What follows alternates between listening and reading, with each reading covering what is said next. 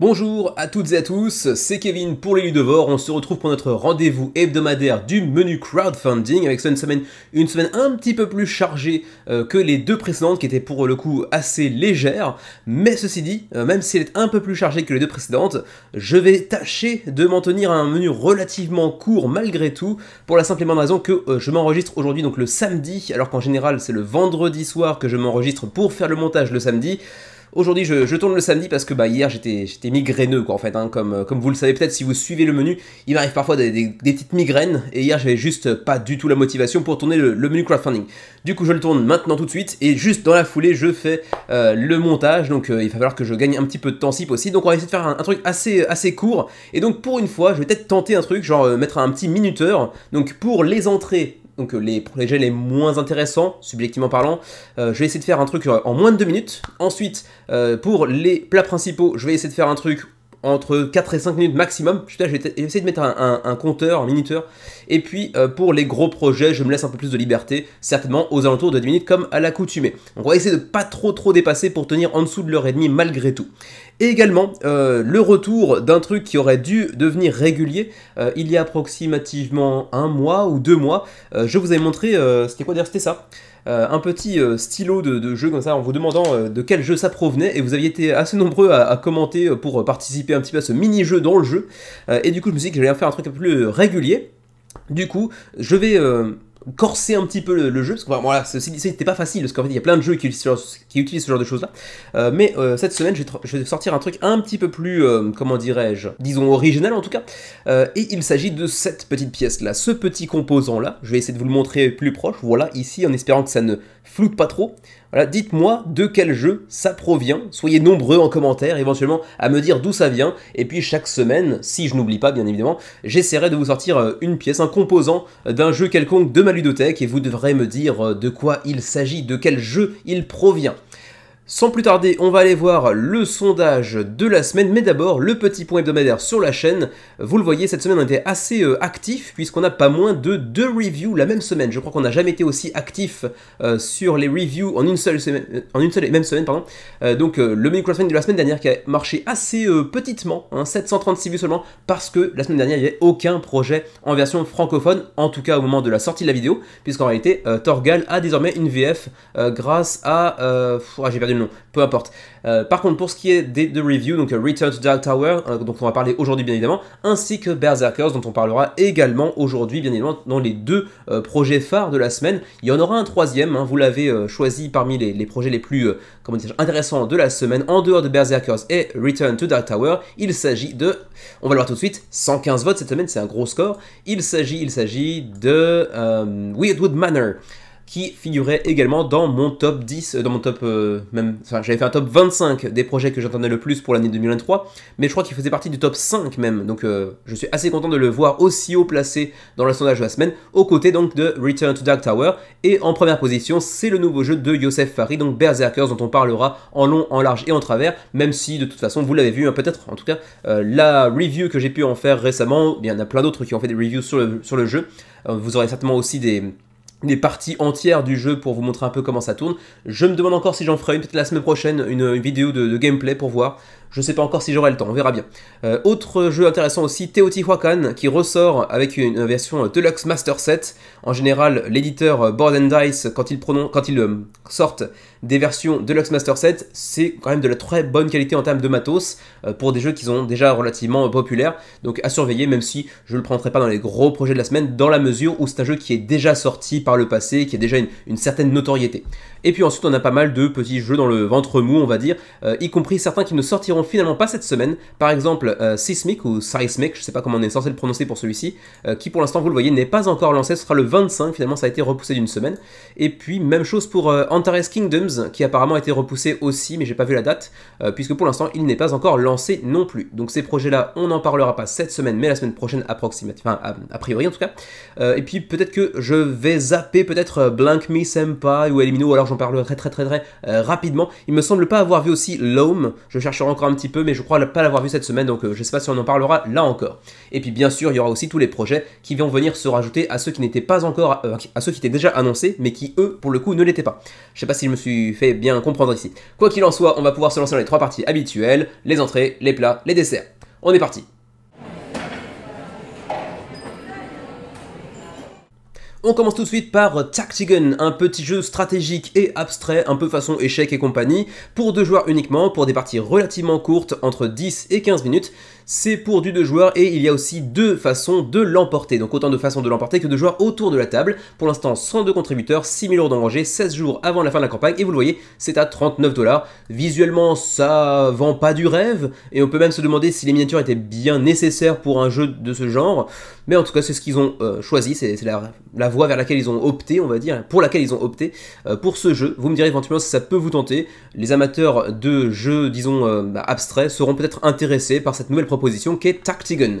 102 contributeurs pour l'instant, c'est donc financé à 16 jours de la fin de la campagne, mais pas de VF. Un petit projet français qui est un petit peu parallèle au jeu de société, puisqu'il ne s'agit pas d'un jeu de société, mais des sleeves, des protège-cartes en tout genre, et ça nous vient de Chartres en France, donc la région centre représente, avec 68 contributeurs. Ceci dit, c'est assez léger, en même temps il se lance sur un marché assez chargé. Il y a beaucoup de marques de protège-cartes qui maintenant se sont fait une solide réputation, et du coup ça va être un petit peu difficile pour Guardians de se faire un nom. Pour l'instant seulement 68 contributeurs, 6 000 € d'engagés, donc on est encore un tout petit peu loin du seuil de financement, mais ça devrait pouvoir se faire à 20 jours de la fin de cette campagne. Et vous avez également la page en français directement sur le site de guardians.com où vous pourrez en apprendre un petit peu plus sur les différents formats qu'ils vous proposent durant cette campagne. Pour ce qui est des prix, ma foi, je n'y connais rien puisque je n'achète jamais de sleeves à moins qu'elles soient fournies directement dans un pledge, donc je ne pourrais pas vous dire si c'est cher, pas cher, si c'est de bonne qualité ou pas. Voilà donc pour Guardians Premium Sleeves. Avis aux amateurs de jeux d'ambiance et de Take That, de sabotage entre amis, voici Elimino, un petit jeu pour 2 à 5 joueurs à partir de 7 ans et plus. C'est un jeu donc rempli de chance, mais également un petit peu de stratégie malgré tout, et puis aussi de pas mal de sabotage, donc de Take That, de prends ça dans ta tronche mon cher ami qui est en face de moi. 151 contributeurs, 5 000 € d'engrangés, 26 jours avant la fin de la campagne pour ce très familial, mais aussi également pas très joli. Ceci dit, on avait vu plusieurs jeux de ambiance, on va dire, assez vilains et qui ont fait des gros succès. Donc c'est vraiment le type de jeu pour lequel ce n'est pas forcément rédhibitoire d'avoir un design assez vilain. Alors qu'on voit ici qu'il y a un playtime de 15 à 75 minutes, ça dépend du nombre de joueurs autour de la table, mais ça peut potentiellement être assez long au final. Donc voilà, c'est pour Elimino, juste par curiosité le prix, on est sur du 19 $, donc 18 € pour le jeu de base, dans la version la plus basique on va dire, durant la campagne. Voilà donc pour Elimino, 150 contributeurs, 5 000 € d'engagés, c'est donc financé pour l'instant, 26 jours avant la fin de la campagne, mais encore une fois, pas de VF durant la campagne. Petit détour du côté de chez GameFound avec Blank Me Senpai de Cell Shaded Games. Alors Blank, pour ceux qui ne connaîtraient pas, c'est un blanc, un vide. Et donc en gros, c'est un jeu où on va chercher à compléter des cartes un petit peu manga-esque. On va chercher à compléter les dialogues. Vous voyez ici certains petits trous et vous devrez les compléter. Alors bien évidemment, ça vous laisse place à tout un tas de petites blagues plus ou moins grivoises, plus ou moins de bon goût. Et d'ailleurs, c'est mentionné ici avec un petit 16 ans et plus. Bien évidemment qu'il y aura des blagues pas forcément très haut au niveau du corps humain, vous voyez ce que je veux dire, hein. Ça sera parfois un petit peu en dessous de la ceinture, mais il y a aussi quelques petits clins d'œil à la pop culture japonaise. Par exemple ici on voit le clin d'œil vers Jojo, Jojo Bizarre Adventure, pour ceux qui ne connaissent pas, c'est un manga, un animé très célèbre ici au pays du soleil levant, qui est assez spécial ceci dit. Bref, vous pourrez compléter les cartes, c'est pas le seul jeu qui propose ça, je crois qu'il y avait un truc qui s'appelait Manga Story, quelque chose comme ça, il y a quelques années qui est sorti, hein, qui proposait un truc un petit peu similaire, mais ceci dit, c'est pas terriblement bien dessiné non plus, ça donne pas spécialement très envie à mon avis. Je sais pas, vous me direz ce que vous en pensez. Je suis pas très fan de la direction artistique et pas très fan non plus du style de jeu dont il s'agit. Et d'ailleurs, bon, après ça peut s'expliquer aussi par la présence du jeu sur GameFound plutôt que sur Kickstarter, mais ça commence assez doucement, avec à peine 50 contributeurs, 3 000 $ d'engrangés sur 15 000 nécessaires, ça risque d'être un petit peu compliqué, mais ceci dit, ils nous ont prévu une longue campagne, puisqu'il reste 55 jours avant la fin de cette dernière. Vous me direz ce que vous en pensez, mais encore une fois, pas de VF pour Blank Me Senpai. Et c'était le dernier jeu des entrées de la semaine. Je pense que j'ai réussi à peu près à rester sous les 2 minutes pour chacun des projets. On va maintenant pouvoir passer aux plats principaux de la semaine.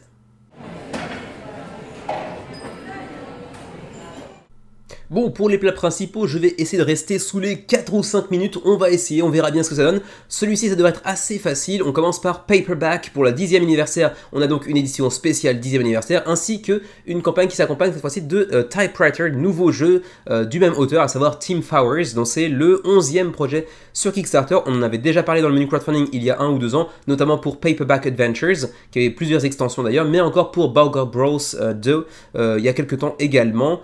Mais pour le reste, je connais assez mal les différents projets qu'il avait sortis précédemment. Ce sont 2 jeux ici qui vous proposent de vivre une aventure en composant des mots. Donc ça mêle un petit peu, disons, la fiction un peu héroïque, on va dire, avec ici un univers plutôt orienté sci-fi, et puis un autre typewriter qui est un peu plus dans l'univers enquête, énigme, etc. Mais dans les deux cas, même s'il y a une sorte de narration qui va venir émerger du jeu, c'est essentiellement un jeu de lettres. Vous allez devoir composer des mots en fonction des prérequis, des missions qui vous seront données à chaque tour. C'est pas inintéressant si vous êtes amateur de jeux de lettres et que vous le sortirez un petit peu du format habituel du Scrabble et autres jeux de ce genre-là. Pour le reste, ça coûte pas spécialement très cher, on est sur du 32$ pour Paperback avec cette édition 10e anniversaire, avec un petit peu de rajout de gameplay, un petit peu de comment dirais-je, de peaufinement au niveau de la direction artistique si je me trompe pas. Typewriter est un petit peu moins cher à 29$. Et puis, est-ce que je me suis trompé, Paperback 10e anniversaire, c'est ici et non pas ici. 10e anniversaire, il est ici et à 68$, donc un petit peu plus cher, mais c'est même le double en réalité du jeu de base, sauf qu'il y aura cette fois-ci des playmats, donc des tapis de néoprène pour vous accompagner dans votre aventure, ainsi que des tuiles avec double épaisseur pour aller storer les différents petits cubes que vous voyez ici, ainsi que des... c'est des tokens en métal, excusez-moi, qui sont sous la forme d'un livre apparemment, et donc c'est un petit peu deluxifié, ainsi que des sleeves, donc des protège-cartes pour la totalité du jeu. Sachant que vous aurez aussi plein de petites cartes qui seront l'œuvre de différents illustrateurs. Par exemple, ici, on voit une carte illustrée par Vincent Dutray, qui est connu entre autres pour Robinson Crusoe, Heat ou encore Jaipur. On a aussi Kwanchai Moria qui a participé aussi à la DA, ou encore Eric Hibeller. Donc plein de, d'illustrateurs de renom de l'univers du jeu de société. Donc à vous de voir si ça peut vous tenter, ne serait-ce que pour le petit clin d'œil artistique. Et puis c'est vrai que pour ce qui est d'un jeu de lettres, on est sur un truc relativement rare, une proposition assez intéressante, donc à vous de voir si ça peut vous tenter ou non. Pour ce qui est des niveaux de pledge, je vais essayer de vous trouver ça assez rapidement, mais de toute façon vous avez déjà vu les prix, je les ai déjà mentionnés plus tôt, donc on peut peut-être juste aller voir la TVA, vous pouvez avoir un petit rappel sur le côté ici, donc pour rappel, Typewriter 29$, Paperback, la version de base 32$, Paperback plus Typewriter 57$, et puis si vous voulez donc Paperback 10e anniversaire, c'est donc 68$, et puis vous pouvez aussi l'agrémenter de Typewriter pour 92$ au total. Pour les frais de port, disais-je, vous aurez aussi la TVA à ajouter durant le Pledge Manager, j'imagine en tout cas. Et pour ce qui est de l'Europe, oui, ça, la TVA sera ajoutée par la suite apparemment. Pour l'Europe, ça va osciller entre le 7 et le 11$ de frais de port, ce qui n'est pas exagéré en termes de prix. Ici, c'est quand même relativement abordable. Pour le Canada, ça va de 8 à 13. Et juste pour nous, au cas où, même si je ne suis pas foncièrement très intéressé par les jeux de lettres, ce serait de 14 à 30$ de frais de port. Voilà donc pour Paperback, accompagné donc par cette fois-ci Typewriter. Vous me direz ce que vous en pensez si vous êtes amateur de jeux de lettres. En tout cas pour l'instant 1350 contributeurs, c'est déjà un très beau résultat pour cette campagne de Paperback et Typewriter. 12 jours avant la fin de la campagne, on n'est pas loin des 100 000 € malgré tout. On enchaîne sur Forges of Ravenshire, un nouveau petit jeu qui nous vient cette fois-ci de BA Games, que je ne connaissais pas pour le coup, 3e projet sur Kickstarter après Cult of the Deep, 825 contributeurs, et Cult of the Deep encore une fois qui n'avait pas financé en 2020 à l'époque, donc en fait c'est sa 2e véritable campagne sur Kickstarter, et cette fois-ci avec donc Forges of Ravenshire qui est plutôt joli. On est plutôt sur une belle petite bouteille de rosé en termes de direction artistique, c'est plutôt joli, c'est plutôt charmant avec des petits animaux anthropomorphiques. Et pour ce qui est du jeu, on est sur un jeu de placement de dés, mais également de retrait de dés, parce qu'il y a une action, on va placer un dé pour retirer certaines ressources, certains bénéfices de notre placement de dés, puis on va en retirer un qui est placé ailleurs sur le plateau central que vous voyez ici, et puis ensuite on va les placer sur notre propre plateau de forge, donc personnel pour le coup, pour aller débloquer encore plus de ressources, et donc il y aura un aspect de gestion de ressources, bien évidemment, si on chope des ressources, on doit les gérer par la suite, pour aller remplir des contrats de forgeron, pour, construire construire certains petits items tels que des armures, des CSP, etc. Bref, tout un tas de petits items un petit peu épiques, fantasy on va dire quoi en gros. Tout ça c'est pour 1 à 4 joueurs, pour des parties de 50 à 100 minutes, donc relativement facile à sortir, et pour 12 ans et plus.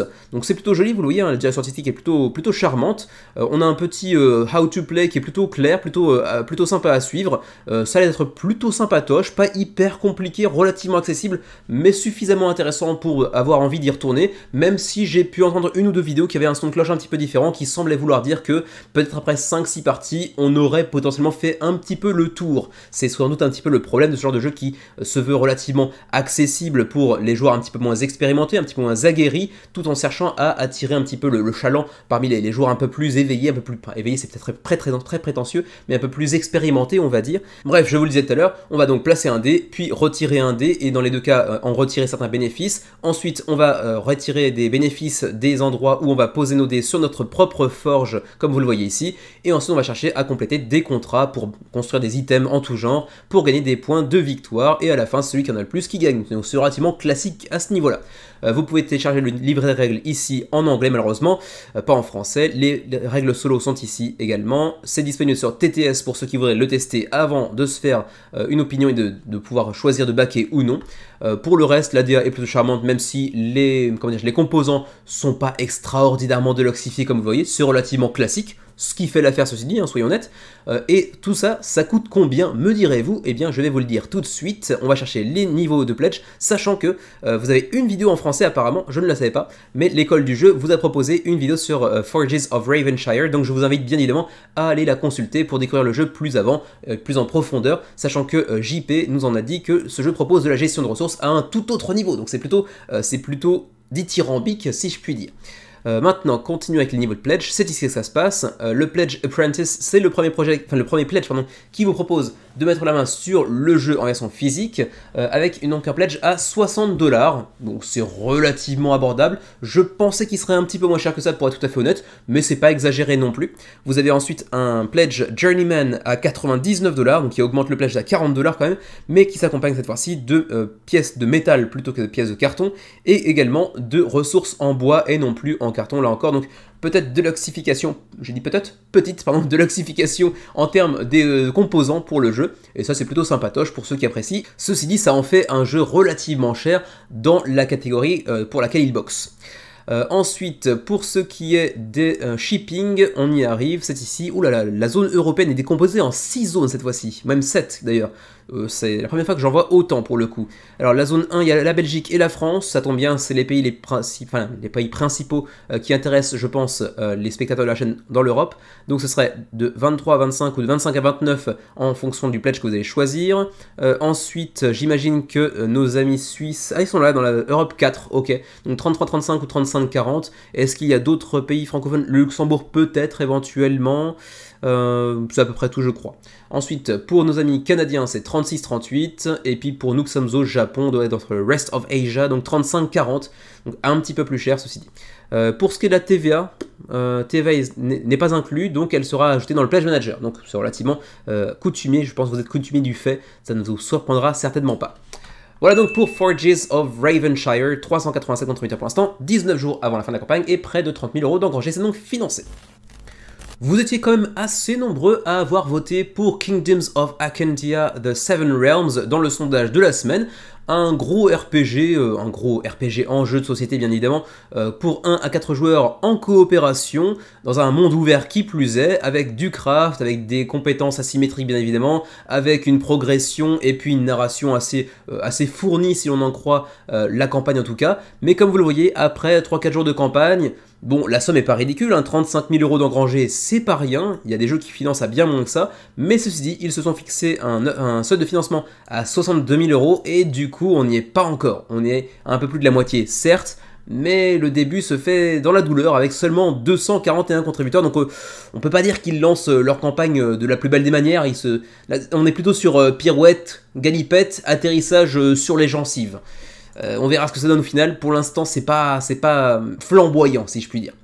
Quoi qu'il en soit, je vous le disais tout à l'heure, on aura ici des personnages avec des pouvoirs asymétriques, on aura aussi une expérience qui va être dans la progression, comme tout bon jeu de RPG qui se respecte, hein, bien évidemment. On a aussi un aspect Tower Defense qui n'est pas inintéressant, parce qu'on est aussi sur un jeu qui nous permettra d'aller bâtir une forteresse et de la défendre face à des, j'imagine, à des hordes d'ennemis. Ensuite, on aura du crafting et donc une gestion de ressources assez poussée. On aura aussi une histoire, enfin une narration à suivre, même si elle sera composée de tout petits textes. On n'est pas sur un gros livret qui nous propose différents chapitres et différents embranchements. On est sur des trucs relativement simples malgré tout.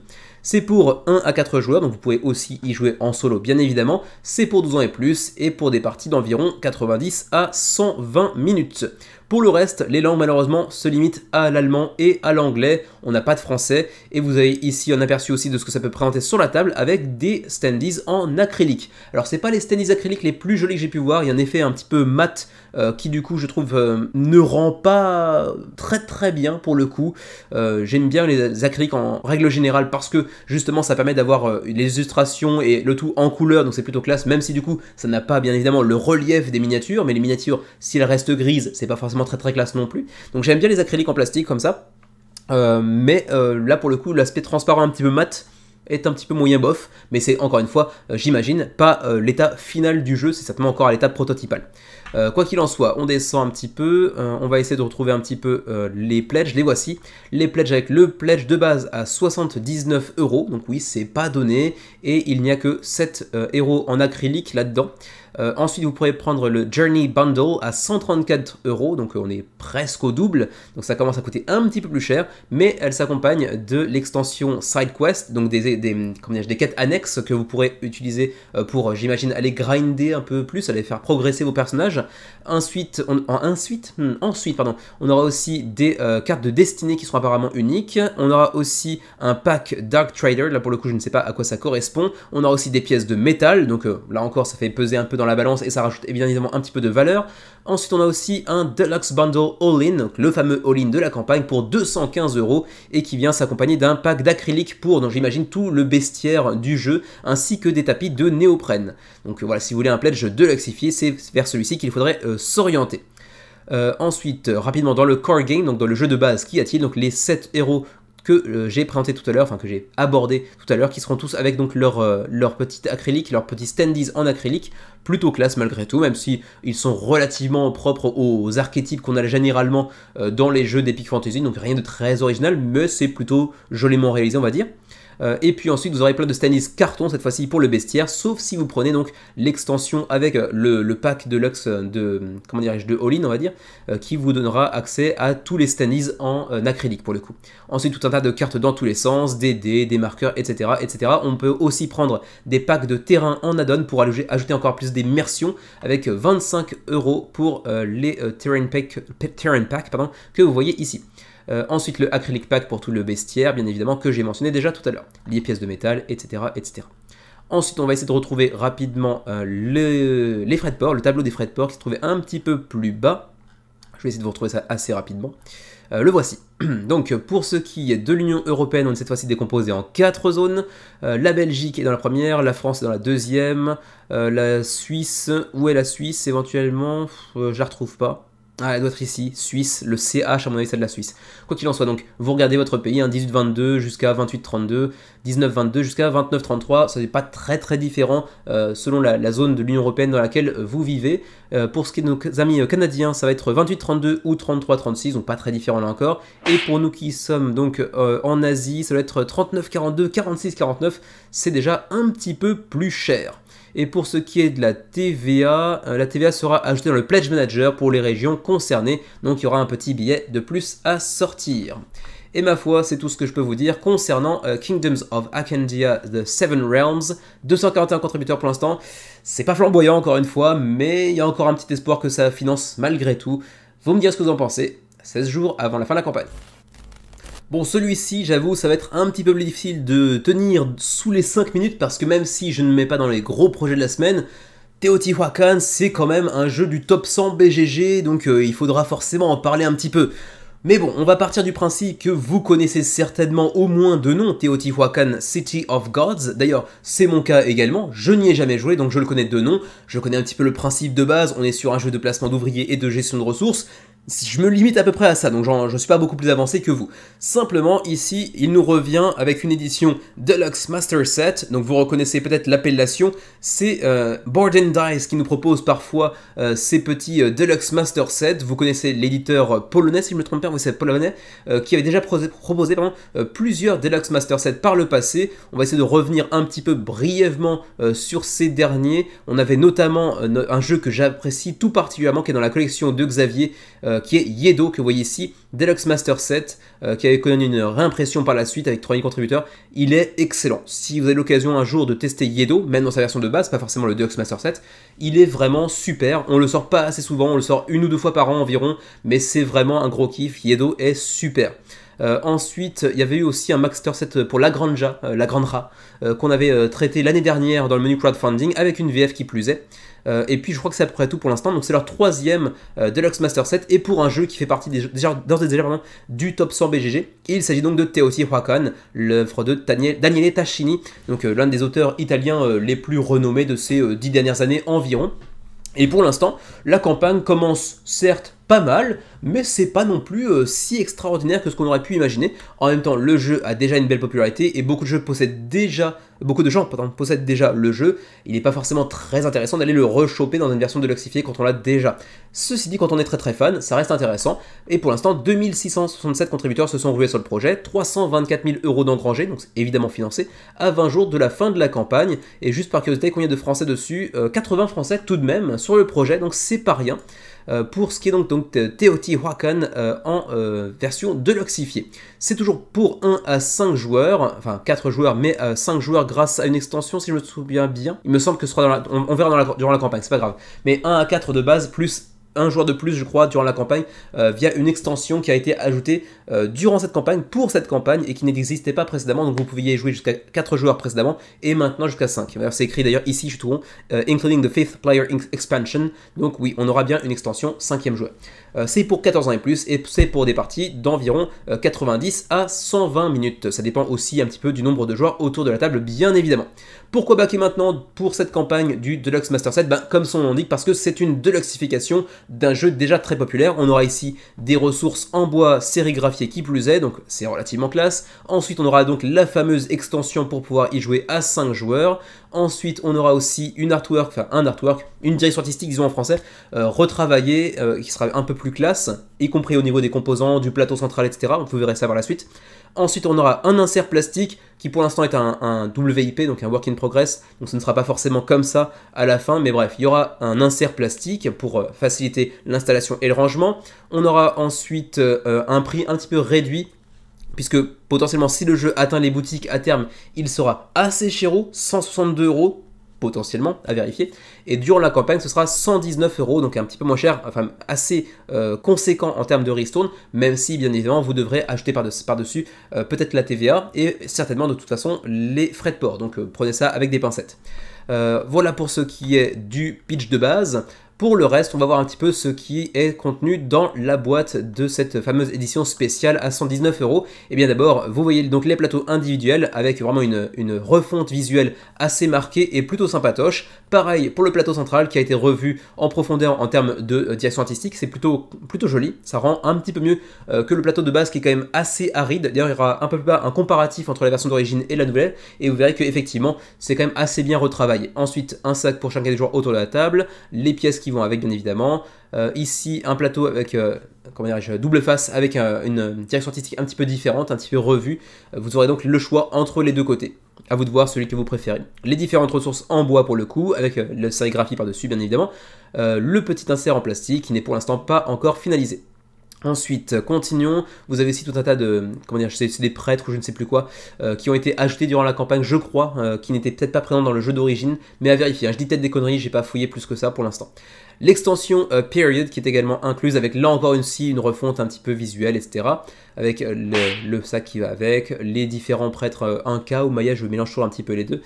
Également, toujours du double face pour aller choisir la direction artistique que vous préférez en fait, tout simplement.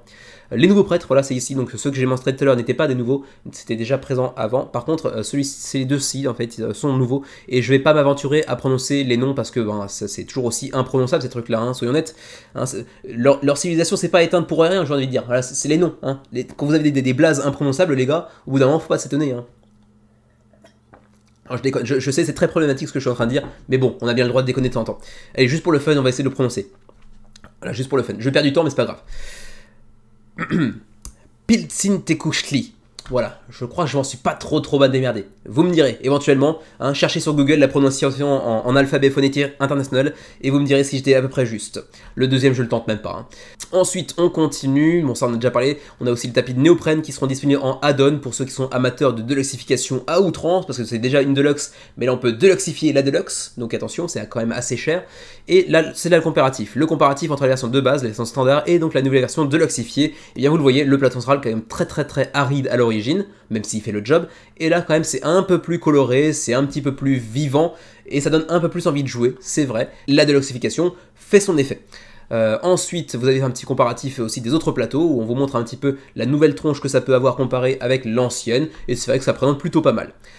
Sans trop tarder, on va aller s'aventurer maintenant vers le reste de la campagne, à savoir peut-être un petit récapitulatif des niveaux de pledge et puis bien sûr les frais de port. Donc le niveau de pledge de base, 119 € pour l'édition Deluxe Pledge pour ce qui est du jeu de base en version Deluxe. Et pour ceux qui voudraient le all-in, donc qui ajoute en plus de ça l'extension 5e joueur, ainsi que les tapis de néoprène pour remplacer les plateaux de base, eh bien ce sera 179 €. Donc oui, c'est très cher, préparez vos portefeuilles, ça va saigner. Et éventuellement pour ceux qui voudraient uniquement deluxifier un jeu qu'ils ont déjà, c'est possible également grâce au Beauty Pack où vous pourrez donc obtenir tous les composants en bois sérigraphié ainsi que la boîte que vous voyez ici avec le nouvel artwork et je crois que c'est à peu près tout, peut-être les sacs aussi pour les composants. Pareil pour les playmats, pour ceux qui voudraient uniquement les playmats, c'est 29 €. Et puis pour les playmats de joueurs individuels, ce sera également 29 €. Donc ça commence à faire un petit peu cher si on prend tous les playmats. Ensuite, on va aller chercher cette fois-ci les frais de port. Si je les retrouve, voilà, c'est ici que ça se passe. Canada, 18 €. Ensuite, Union Européenne pour tous les autres pays, sauf l'Allemagne apparemment, ainsi que Chypre et Malte. Ce sera 10 €, donc pas très cher en termes de frais de port. En même temps, c'est envoyé depuis la Pologne, donc c'est relativement logique de ce point de vue-là. Le reste de l'Europe, donc j'imagine que pour la Suisse par exemple, ce sera certainement du 22 €. Ensuite, pour le Japon, 32 € pour nous, donc c'est quand même assez chéro, mais nous, on n'aura certainement pas de TVA par-dessus. Ceci dit, comme c'est envoyé depuis la Pologne, à mon avis, vous n'aurez peut-être pas de TVA par-dessus non plus. À voir, je ne vois pas de mention faite sur la TVA, donc je pense qu'elle devrait être incluse parce que vous serez livré depuis la Pologne. En tout cas, ça semblerait logique.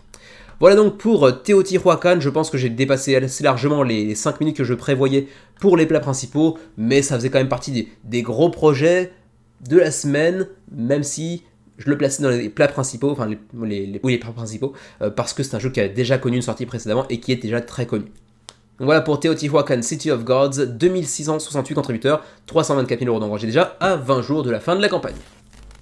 On enchaîne avec un jeu que j'ai hésité à placer dans les entrées, mais finalement il fait un début de campagne relativement satisfaisant, donc je l'ai mis dans les plats principaux. Il s'agit de To Glory, un nouveau jeu qui nous vient de Vesuvius Media, que vous connaissez peut-être déjà, parce qu'ils ont déjà 18 projets dans leur besace malgré tout, donc ça fait quand même un éditeur assez habitué de Kickstarter. Vous les connaissez peut-être pour toute la série des Dwarves, donc le jeu de Louis Brouet, entre autres, parce qu'il en fait un paquet, hein. Il a aussi des campagnes qu'il mène sous son propre nom, notamment pour Night Parade of 100 Yokai par exemple, ou encore Keep the Heroes Out, qui sont généralement de très beaux succès. Dwarves, c'est souvent un petit peu moins que ça, c'est souvent aux alentours de 1000 quoi, hein, 1775 ici, on a vu 1000 encore une fois ici, ou encore 1200, voilà, donc c'est généralement des campagnes qui font pas des scores extraordinaires, mais qui marchent plutôt bien. Ils avaient aussi proposé Nocturion qui avait fait 2600 à l'époque, ou encore Pacific Rails qui avait fait 1700 par exemple, donc on est quand même des campagnes relativement conséquentes, notamment ici Catapult Kingdoms, 5700 par exemple, bref, un éditeur assez habitué du fait, mais qui fait pas des résultats généralement si extraordinaires que ça. Et donc ils nous reviennent avec To Glory, un petit jeu très familial pour 7 ans et plus, pour 2 à 4 joueurs, pour des parties d'environ 20 à 40 minutes, et c'est un jeu où vous allez naviguer en bateau, bien évidemment, sur les différents îlots que vous voyez ici sur la map, et vous allez vous envoyer des trucs sur la tronche, bien évidemment. Hein. C'est un jeu de chacun pour tous, chacun pour soi, pardon, chacun pour tous, non, ça n'aurait pas de sens, chacun pour soi. Il y a un Kraken également, vous allez vous envoyer des boulets de canon sur la tronche les uns les autres, et vous pourrez aussi tirer parti du Kraken qui se trouve ici pour le diriger vers les bateaux des adversaires par exemple. Et il y a aussi un aspect de dextérité puisque vous allez véritablement envoyer des cubes sur la tronche de vos adversaires pour leur faire perdre des points de vie, des points de santé, etc. Faire couler leur bateau potentiellement, que sais-je encore. Bref, vous le voyez ici, hein, donc on aura les fameux cubes que vous allez envoyer sur votre adversaire, et si vous réussissez aussi d'ailleurs à faire tomber leur capitaine à l'eau, vous gagnerez encore plus de points, et lui en perdra encore plus potentiellement. Bref, il y aura aussi différents capitaines, je ne sais pas s'il y aura de la symétrie pour le coup, j'ai pas fouillé suffisamment, c'est pas un jeu qui m'intéresse tant que ça, et comme je suis déjà un petit peu en retard, j'ai pas fouillé tant que ça. Quoi qu'il en soit, on continue. Vous voyez ici langage indépendant, en anglais language independent pour le coup. Donc il y aura du français, oui, en PDF. Il n'y a pas de texte sur le jeu lui-même. Donc si vous vous contentez d'un PDF en français pour lire les règles, vous pourrez y jouer. Ensuite, la standard édition que vous voyez ici avec des standees, alors pas en acrylique eux pour le coup, mais bien en carton. C'est pas diablement joli, mais ça fait le job. Ensuite, les cartes de capitaine, et j'ai l'impression qu'effectivement il y a un petit peu d'asymétrie, notamment au niveau des déplacements par exemple.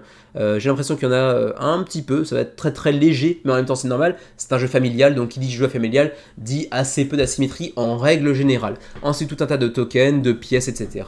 Le fameux Kraken que vous voyez ici, une tour également, et puis les navires qui sont eux pour le coup plutôt sympatoches. Même si je me demande s'ils pourront être intégrés à la boîte une fois montés ou est-ce qu'il faudra les démonter à chaque fois. Ça pour le coup, je ne sais pas. Ensuite, pour le reste, les stretch goals, on s'en fout. La Deluxe, alors vous avez la Deluxe également, qui s'accompagne cette fois-ci de 10 coffres en trésor, 10 coffres au trésor, pardon, en métal, donc plutôt classe, ainsi que 50 pièces de métal qui elles aussi, sont plutôt très joliment réalisées, a priori, en tout cas si l'on en croit le visuel que l'on a ici. Donc ça vient rajouter bien évidemment pas mal de dollars à dépenser en plus, vous l'imaginez bien. Mais pour l'instant, on n'a pas encore vu les pledges, donc on va aller les chercher tout de suite. Alors, où sont-ils ces fameux pledges? Qu'on fasse un petit peu un récapitulatif, c'est ici que ça se passe. 45$ pour l'édition standard et 70$ pour l'édition deluxifiée. Ma foi, pour 50 pièces métal plus des coffres en métal, l'augmentation de 25$ est pas si pété que ça en réalité. Ça va. Mais en même temps, j'ai envie de dire que l'édition standard, vu le contenu assez léger, même si les bateaux sont plutôt classe, c'était quand même un petit peu cher, donc finalement, tout bien pesé, bon, ça se tient à peu près. Ensuite, le retailer, on s'en fout, c'est pour les boutiques. Vous pouvez aussi prendre les pièces en add-on, tout comme les coffres à trésor que vous pourrez aussi prendre en add-on si vous le souhaitez. Pour le shipping, c'est ici que ça se passe. Alors, est-ce qu'on a un truc sur la TVA par exemple?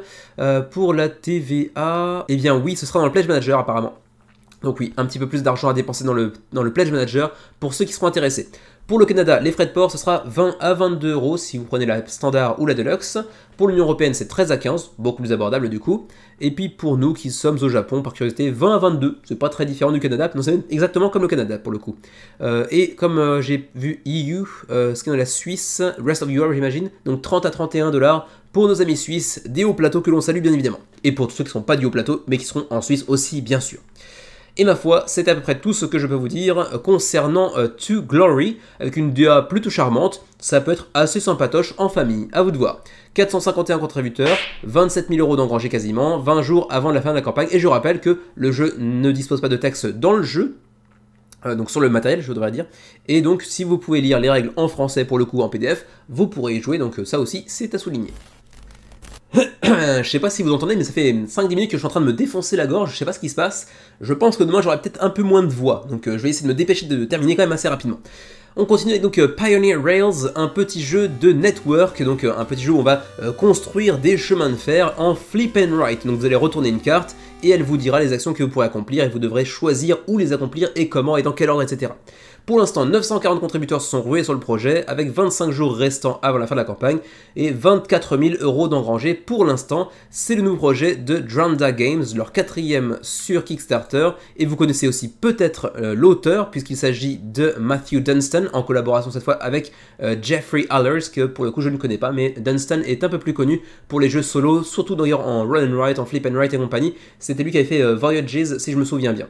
Dranda Games était aussi eux qui étaient derrière Solar Sphere, Solar Storm, et puis également plus récemment l'année dernière, on en avait parlé dans le menu crowdfunding, Isle of Trains All Aboard, qui était plutôt très sympatoche, qui avait quand même attiré 4666 contributeurs à l'époque.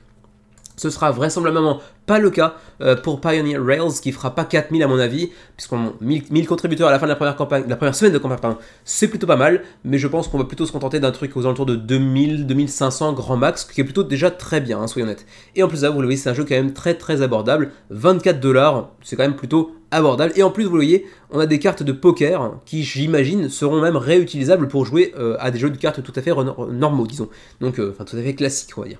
Donc ça c'est plutôt sympa aussi. C'est pour 1 à 80 joueurs, c'est comme d'habitude, hein, tous les roll and write, les flip and write, etc. Ça peut se jouer avec des grands groupes. Ceci dit, 1 à 80, quand vous avez un set de cartes, à moins que vous ne le montrez avec un rétro-projecteur par exemple, ça risque d'être un peu compliqué. 45 minutes de la partie et 10 ans et plus, donc pour 24 $, vous avez déjà un petit aperçu de ce que ça peut vous présenter en termes de matériel. Donc vous aurez un gros bloc de papier comme dans tous les jeux de ce genre-là, et puis donc un deck de jeux de cartes façon poker avec des illustrations un petit peu classe, ma foi, c'est plutôt charmant. Pour le reste, c'est relativement classique, donc vous allez bâtir des lignes de chemin de fer. Vous aurez différentes maps à votre disposition, bien évidemment, chacune d'entre elles ayant ses propres spécificités. Vous voyez ici le jeu de base qui est sur la map numéro 1, vous avez ensuite le numéro 2 pour la Essential Edition, où il y aura apparemment des bandits que vous devrez poursuivre, mais également construire des prisons par exemple. Donc chaque map aura ses propres spécificités véritablement. Hein. Dans la map 3 par exemple, on aura un nouveau layout, un nouvel agencement de la map, ainsi qu'une rivière plus longue, et puis un nouveau puzzle également, donc bref, pas mal de petites choses intéressantes. On aura aussi une version française durant la campagne, donc ça c'est plutôt très très sympatoche. Je sais pas si ce sera édité par un éditeur francophone français, ou si ce sera juste disponible, les règles disponibles durant la campagne, mais sans être édité ensuite en boutique en France. Là par contre je ne sais pas. Voilà, c'est bien lui qui avait fait Voyages, hein, c'est bien ça. Donc Dunstan, je ne sais pas s'il était déjà avec Allers pour Voyages, mais ils avaient fait donc The Guild of Merchant Explorers, ils avaient fait également New Year Slice, Voyages, ou encore Next Station London, ça j'avais oublié que c'était lui. On en a fait une justement aujourd'hui avec Xavier, c'est un jeu assez sympatoche d'ailleurs pour le coup. Ensuite, donc, les pledges, on va essayer de trouver ça assez rapidement. Vous avez ici un peu le contenu. On a même un petit token de poker assez sympatoche également, même si c'est du carton et pas vraiment un chip de poker. Les cartes sont plutôt classe par contre. On va voir donc maintenant les pledges. Est-ce que je vais réussir à vous retrouver ça, sachant qu'apparemment ici on a une Essential Edition, donc qui est une sorte de deluxe j'imagine, puisqu'il y a tout ce qui est dans la base game, plus des pads supplémentaires, ainsi qu'un token deluxe qui cette fois-ci est en bois et non plus en carton, des nouvelles cartes d'objectifs également, donc ça c'est plutôt cool, et puis une extension Companies également, ainsi qu'une extension Joker pour le coup. Ensuite, j'arrive pas à retrouver du coup les fameux pledges. Quelle est la différence entre les deux par exemple? Donc on va essayer de retrouver ça assez rapidement. Voilà, c'est ici que ça se passe. Les rewards, donc les différentes récompenses. Vous avez le print and play à 6 $ pour ceux qui voudraient se faire la main sans forcément aller chercher le jeu en physique. C'est un petit peu moins cher. Et vous aurez donc apparemment 2 maps, ce qui est déjà pas mal. Ensuite, le base game, donc le jeu de base en physique est à 24 $, et l'Essential Edition, donc l'édition un petit peu deluxifiée avec une extension, 2 extensions même d'ailleurs, c'est donc 29 $, donc ça fait que 5 $ de différence, donc quitte à choisir, autant prendre la Essential Edition à mon avis. Ensuite, vous pourrez prendre aussi un deck de poker pour 10 $ pour pouvoir jouer avec un deck de cartes à l'effigie de Pioneer Rails, mais avec des jeux de cartes plus conventionnels on va dire. Ensuite, le playmat, éventuellement à 15 $ également. Pourquoi pas ma foi, mais c'est pas forcément un jeu qui s'y prête tellement à la deluxification à mon avis, mais bon, pourquoi pas. Ensuite, continuons, on a aussi des blocs de maps supplémentaires pour 8 $, pour ceux qui auraient peur de tomber à court. Au pire, vous pouvez aussi plastifier les cartes, vous pouvez aussi faire des photocopies, etc., etc., bien évidemment. Ensuite, on va passer aux frais de port des versions physiques. Il y avait une version, une vidéo en français. J'ai pas l'impression, parce que j'ai vu quelque chose en espagnol, mais je crois pas qu'il y ait de choses en français ici. Donc on continue avec les frais de port, disais-je, alors que ma voix commence vraiment à partir n'importe comment. Pour l'Union Européenne, France, ainsi que, non pas la Belgique du coup, France tout seul, 7 à 9 euros en fonction du pledge que vous allez choisir. Ensuite, la Belgique se trouve ici avec le Luxembourg par exemple, 10 à 11 euros. Ensuite, pour nos amis de Suisse, où êtes-vous? Je ne vous trouve pas. Je ne vous trouve pas, amis suisses, donc du coup, on va partir du principe que vous êtes dans le rest of the world, auquel cas 15, 22, 19, 27, c'est pas très cher non plus, et nous on se trouve dans la zone APAC 2, donc Japon 20, 25, finalement c'est presque plus cher que chez vous. Donc voilà pour ce qui est de Pioneer Rails. Est-ce que la TVA est incluse également? Pour le coup, j'ai pas vraiment fait gaffe sur ce projet-là. J'ai envie de dire que non, il faudra certainement sortir un petit billet supplémentaire, d'autant plus qu'ils ne sont pas dans l'Union Européenne, mais au Royaume-Uni. On verra bien. Donc 940 contributeurs, 24 000 euros d'engrangés pour l'instant pour Pioneer Rails, 25 jours avant la fin de la campagne. On continue avec un projet français, Cocorico, qui nous vient de Paris et de Capsicum Games. On a déjà parlé de Capsicum Games il y a quelques temps dans le menu crowdfunding, si mes souvenirs sont bons. D'ailleurs, je vois que c'est Cédric Littardi qui est derrière cet éditeur, alors que je crois qu'il est aussi chez Don't Panic Games, donc il y aurait peut-être deux éditeurs à son nom, je ne sais pas. Peut-être que celui-ci est plus orienté vers les Wargames, puisque c'est apparemment le cas. On avait déjà d'ailleurs Fighters of the Pacific l'année dernière, donc c'est bien de celui-ci qu'on avait parlé lorsqu'il était sorti, avec 1500 contributeurs approximativement la dernière fois pour Fighters of the Pacific, et donc ils nous reviennent avec Fighters of Europe, toujours un jeu de guerre. On est certainement à la deuxième guerre mondiale, c'est ouais, deuxième guerre mondiale, avec des avions, et on va chercher à se mettre sur la tronche. C'est pour 1 à 4 joueurs, c'est pour 14 ans et plus, et pour des parties assez longues de 120 minutes. Donc c'est un jeu apparemment hautement déterministe, apparemment il n'y a aucune place pour la chance, mais ça reste relativement accessible, malgré un gameplay assez subtil, etc. On continue, je ne vais pas non plus faire en détail le détail de tout ce qui est écrit ici. Il y aura un mode solo, il y aura un mode multijoueur également, il y aura 20 scénarios historiques qui vont de 1940 à 1945. Pour le reste, on est sur un jeu de guerre, j'y connais rien, vous le savez, hein, vous êtes habitués sur la chaîne, quand je parle de jeux de guerre dans le menu crowdfunding, je vous le répète à chaque fois, je n'y connais strictement rien. Sachez ceci dit que vous avez la version francophone disponible durant la campagne, bien évidemment, ça semble faire sens, hein, c'est logique, c'est un éditeur francophone. Et donc dans le jeu, vous avez différentes maps, j'imagine, différents avions, et donc vous pourrez vous affronter sur les différents éléments de map, sachant que vous voyez, vous pourrez les connecter comme des puzzles, donc j'imagine que vous pourrez aussi les mélanger pour renouveler un petit peu l'expérience, j'imagine. Vous aurez la Royal Air Force, donc anglaise, vous aurez la Luftwaffe allemande, et c'est tout, on n'a pas d'avion français. En même temps, bon, ils n'ont pas tellement... Oui, bon, bref. Quoi qu'on en dise. Continuons, on a aussi donc les livrets de règles ainsi que les scénarios que vous voyez ici. On a ensuite des cartes de référence, donc des aides de jeu on va dire, qui sont disponibles pour les joueurs également. Ensuite, on a une extension Battle of France qui vient cette fois-ci s'accompagner de l'armée de l'air française, quand même. Hein, il ne faut pas non plus trop tomber dans l'ethno-masochisme, hein, on va dire. La Luftwaffe qui vient chercher encore plus d'avions de chasse, des tokens en tout genre. On a une extension numéro 2, Defense of the Reich, où là c'est plutôt du côté allemand que ça va se passer, avec l'USAF, ensuite la Luftwaffe qui va encore ajouter encore plus d'avions à son effectif, les tokens qui vont avec, les tuiles qui vont avec bien évidemment, et puis encore plus de scénarii bien évidemment. Ma foi, c'est d'après tout en termes de contenu. Pour le reste, en termes de gameplay, un jeu passe, vous savez que je n'y connais rien. J'imagine que c'est un peu façon combat escarmouche, mais encore une fois, je ne m'aventure pas plus loin que ça parce que je n'y connais rien. On a aussi un add-on ici avec le marqueur d'initiative en métal pour 10 €, éventuellement pour ceux que ça pourrait intéresser. Bon, ceci dit, 10 € pour une pièce métallique, c'est quand même très cher. Hein. Ensuite, add-on avec des extra boards, donc des plateaux supplémentaires pour aller enrichir encore plus l'expérience pour 20 € supplémentaires. On a aussi un playmat pour 30 €, mais cette fois-ci avec un petit peu moins de modularité, j'imagine, même si vous le voyez, les nuages pourront être placés différemment à chacune des parties, ce qui n'était pas le cas, ils étaient directement imprimés ici apparemment. Donc bon, il y a quand même une certaine modularité. Vous pouvez aussi mettre la main sur Fighters of the Pacific, donc leur précédent jeu, pour 160 €, donc pas donné non plus pour le coup. Hein. Ensuite, on va essayer de continuer pour chercher les niveaux de pledge cette fois-ci sans trop passer de temps sur le gameplay. Les niveaux de pledge sont ici, 45 € pour le pledge de base de Fighters of Europe. Ensuite, on a le Campaign Pledge qui vient s'accompagner des deux extensions, Battle of France et Defense of the Reich, pour 80 €. Et puis ensuite on a un Early Bird Pledge pour 80 € également, mais ce sont pour les 500 backers, les 500 premiers backers, excusez-moi, qui vont avoir droit à ce fameux cette petite pièce métallique d'initiative pour le même prix pour le coup, mais bon, le pledge est déjà terminé à mon avis, hein, 500 backers, il y en a déjà plus que ça, donc c'est déjà fini. Ensuite on a un retailer, mais ça c'est pour les boutiques, et ma foi, c'est à peu près tout. Ensuite, on va aller chercher les frais de port. Oui, c'est ça, les frais de port, excusez-moi. Et je ne les trouve pas pour le coup. Alors, c'est ici.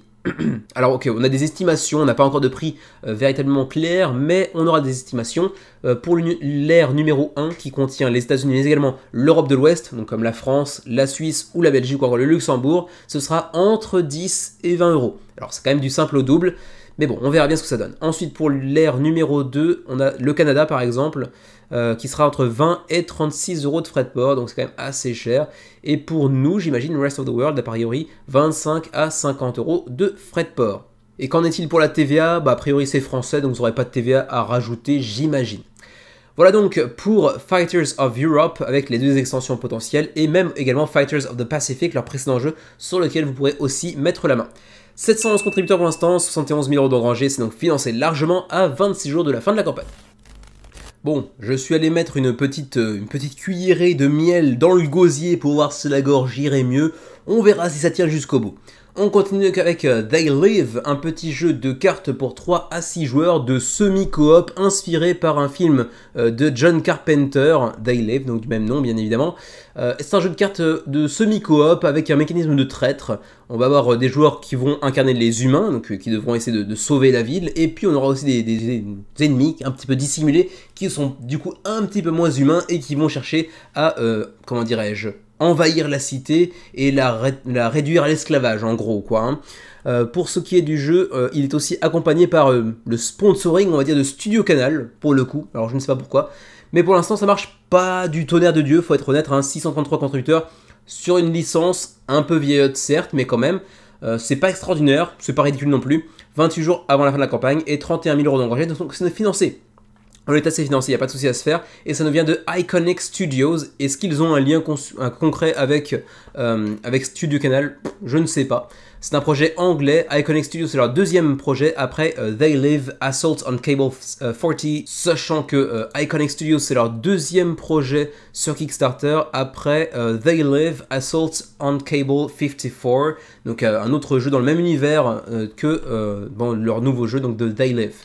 Donc vraiment ils aiment beaucoup ce film là apparemment. Et donc pour résumer, je vous l'ai dit, c'est un jeu de cartes, essentiellement des cartes pour 3 à 6 joueurs, pour des parties de 30 minutes environ, pour 16 ans et plus. Et donc vous êtes dans la résistance, vous êtes humain, mais il y aura aussi potentiellement 1 ou 2 traîtres je crois dans le jeu, qui pourront essayer de vous mettre des bâtons dans les roues, tout en essayant de rester un petit peu dissimulé parmi la foule. Voilà, c'est pas un jeu qui a une direction artistique extraordinaire non plus, ça présente pas mal, mais c'est pas spécialement joli non plus, c'est pas du tout mon type de jeu, vous le savez certainement, les jeux à identité secrète, à part quelques rares exceptions, comme derrière moi, Veiled Fate, généralement, ils trouvent pas tellement grâce à mes yeux. Pour le niveau de pledge, 25 livres, donc aux alentours de 30 euros j'imagine pour le pledge de base. Ensuite à 35 livres on a un pledge I've got one that can see qui s'accompagne cette fois-ci d'un upgrade pack qui contient les lunettes du héros et des lunettes qui sont pas non plus parfaitement, comment dirais-je, esthétiques uniquement puisqu'elles vous permettent également de voir certains mots sur les cartes que vous ne voyez pas sans elles, donc ça c'est plutôt intéressant aussi. Et puis ensuite on a un Resistance War Table qui vient s'accompagner de 4 tapis de néoprène, le tout pour 50 livres, donc aux environs de 60-65 euros environ. Ensuite, pour les frais de port, on va aller assez rapidement sur celui-ci. Pour les frais de port, c'est ici. Donc pour l'Union Européenne, 10, 10, 12 livres. Pour le Canada, 18, 18, 20. Et pour le reste du monde, ce sera calculé dans le Pledge Manager. Donc pour l'instant, on ne sait pas. Et ma foi, c'est à peu près tout ce que je peux vous dire pour They Live. Et apparemment, le miel n'a pas marché. 633 contributeurs, 28 jours avant la fin de la campagne. Du coup, c'était également le dernier projet des plats principaux. On va maintenant pouvoir aborder les desserts. Ils sont donc au nombre de 3, mais je ne sais pas si ma voix tiendra d'ici la fin de la vidéo. On verra bien.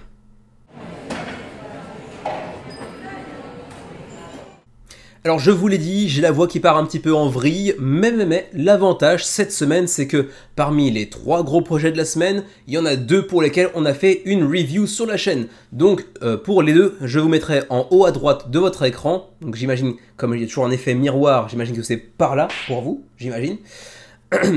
Vous aurez droit donc à un petit lien qui vous ramènera vers notre review, d'abord de Return to Dark Tower, puis de Berserkers.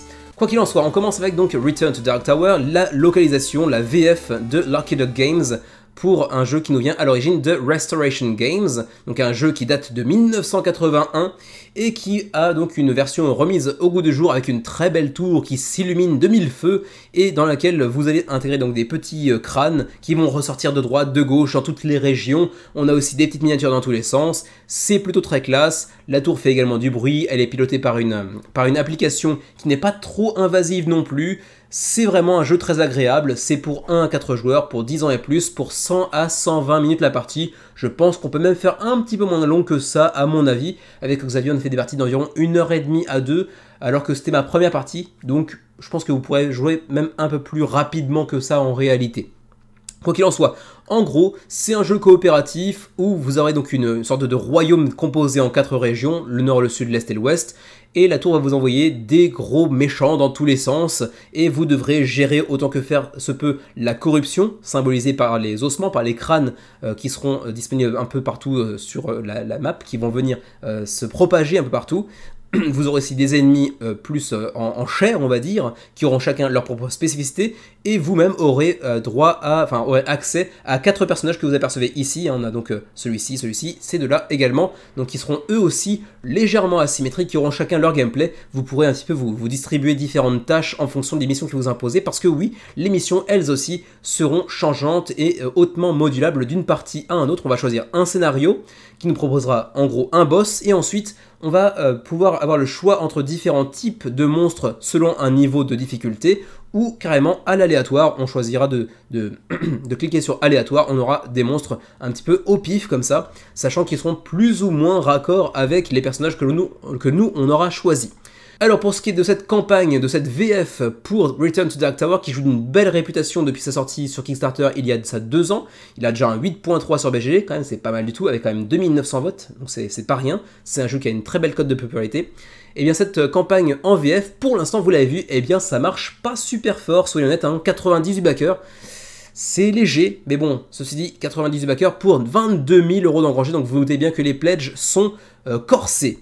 17 jours avant la fin de la campagne, sachant que, si j'ai bien compris, ils ont peut-être déjà, je ne sais pas au moment où vous regarderez cette vidéo, revu un petit peu leur pledge, donc il y aura une proposition un petit peu différente. Je crois que c'est déjà le cas, parce que les pledges ont été revus un peu à la baisse, je crois, en termes de prix, parce qu'au début, ça marchait pas des masses. Donc continuons un petit peu pour en apprendre un peu plus sur la campagne, la fameuse tour qui est quand même assez classe, même si de ce que j'ai pu en voir à la lumière du jour, elle n'est pas aussi lumineuse que ça. Peut-être que quand on joue dans le noir, effectivement, c'est un peu plus immersif, un peu plus classe. On continue, alors je vous le dis encore une fois, hein, je vous renvoie bien évidemment vers notre vidéo qui sera de toute façon je pense affichée durant la campagne à mon avis. On a ici une vidéo de un monde de jeu, on a aussi le renard ludique, on a aussi Nyx plus bas, on a certainement notre vidéo à nous, donc je vous le dirai à nouveau quand on nous verra sur la page. Donc vous aurez les différents héros, donc le Orphan Scion, le Spymaster, le Brutal Warlord et encore le Relic Hunter, et chacun ayant donc ses propres spécificités et ses propres missions vers lesquelles il est plus facile à orienter que d'autres. Par exemple, le Brutal Warlord est bien évidemment à favoriser pour ce qui est des combats avec les boss par exemple. Désolé pour la petite cut intempestif, ma femme cherchait son téléphone et du coup elle l'a fait sonner. Du coup, j'ai été un peu perturbé. Quoi qu'il en soit, je le disais donc, les héros auront chacun un petit peu leur propre spécificité et ils seront donc plus amènes de remplir certaines missions, même si chacun pourra aller au combat, même si chacun pourra aller aussi sur le marché des reliques pour trouver des objets susceptibles de vous apporter un petit plus en termes de combat ou quoi qu'est-ce d'ailleurs. Les ennemis eux aussi, hein, avec leur propre spécificité, on aura des ennemis propres à la mêlée, qui seront plutôt humanoïdes, ou plutôt magiques, ou plutôt monstrueux, etc. Morts-vivants également, et puis donc on aura aussi des gros boss qui seront bien plus méchants. Les adversaires que vous voyez ici, donc par exemple, nous on a vaincu Ash Strider avec Xavier, par contre on a perdu assez lamentablement face à Grave Maw par exemple. Mais là encore, ils auront leur propre spécificité, et donc il faudra les prendre en compte. Alors, allons voir un petit peu maintenant ce qui est proposé durant la campagne. D'abord, le jeu de base, c'est ce que vous avez vu en fait ici, hein, ça c'est le jeu de base, les éléments de base avec donc les différents bâtiments sur lesquels vous pourrez venir bénéficier d'actions supplémentaires pour vos personnages, donc qui les enrichiront en termes de reliques, en termes de petites compétences asymétriques à débloquer en cours de partie par exemple, etc. Les différents ennemis que l'on a vus tout à l'heure. Et puis donc, durant la campagne, vous aurez aussi l'extension Alliance, qui vient vous ajouter des alliés supplémentaires, des trésors supplémentaires, des tokens supplémentaires, deux nouveaux personnages, le Archwright et puis le Haunted Recluse. Donc je pense qu'il y en a peut-être un qui est un boss. Ah non, ce sont deux personnages jouables, excusez-moi, ce ne sont pas des boss, c'est deux personnages jouables en plus, donc avec encore un peu plus d'asymétrie, j'imagine, encore plus de rejouabilité, encore plus de modularité également, des nouveaux combos à l'imaginer. Donc ça, c'est très intéressant.